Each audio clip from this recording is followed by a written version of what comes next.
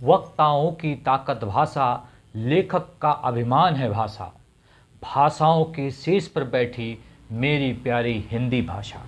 आप सभी को मेरा नमस्कार और हिंदी दिवस की हार्दिक बधाई और शुभकामनाएं। आज के दिन 14 सितंबर 2022 को हम हिंदी दिवस के रूप में मना रहे हैं। हिंदी दिवस की बात करें तो प्रत्येक वर्ष 14 सितंबर को हिंदी दिवस मनाया जाता है। इस हिंदी दिवस की अगर हम बात करें तो यह 14 सितंबर 1949 को राजभाषा के रूप में स्वीकार की गई थी। उसके बाद बात करें इसकी लिपि तो इसकी लिपि है देवनागरी लिपि में हिंदी लिखी गई। हम बात करें जब यह 1949 में हमारी भारतीय संविधान के अंतर्गत इसे राजभाषा स्वीकार किया गया, उसके कुछ वर्षों बाद से प्रत्येक वर्ष हमारे वहाँ हिंदी दिवस मनाया जाने लगा। और हिंदी दिवस मनाए जाने की शुरुआत कब हुई तो 14 सितंबर 1953 से हिंदी दिवस प्रत्येक वर्ष मनाया जाने लगा।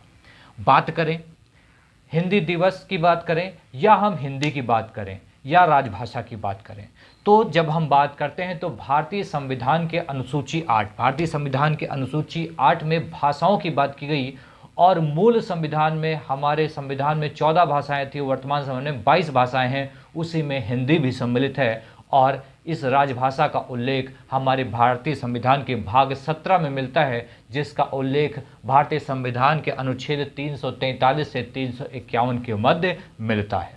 हम लोग बात करें तो विश्व के 120 मिलियन लोग दूसरी भाषा के रूप में हिंदी का प्रयोग करते हैं और वहीं पर बात करें तो विश्व के 420 मिलियन लोग मातृभाषा के रूप में हिंदी का प्रयोग करते हैं।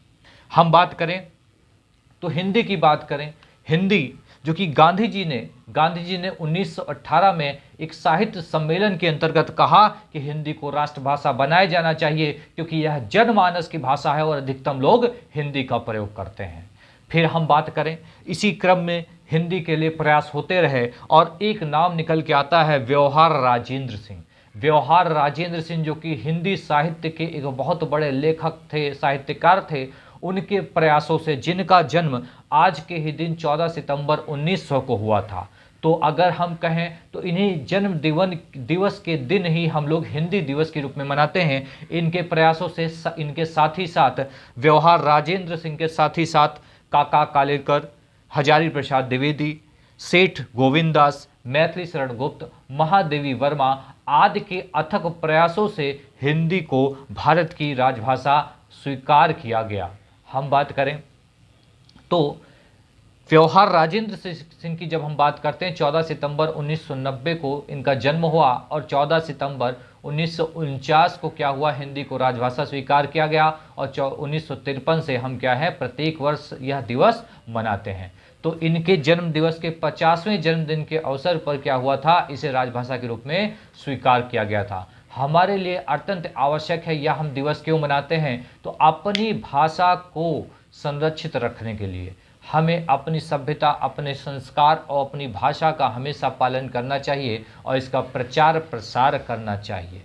अन्य देशों के लोग हमारे देश में आ रहे हैं, हमारी भाषा को सीख रहे हैं, तो हमें भी अपने भाषा के महत्व को समझना चाहिए। सही कहा गया है, हिंदी भाषा नहीं भाव की अभिव्यक्ति है। हिंदी भाषा नहीं भाव की अभिव्यक्ति है। यह मातृभूमि पर मर मिटने की भक्ति है। अतः पुनः आप सभी को हिंदी दिवस की हार्दिक बधाई एवं शुभकामनाएं। आज के लिए इतना ही। बहुत बहुत धन्यवाद।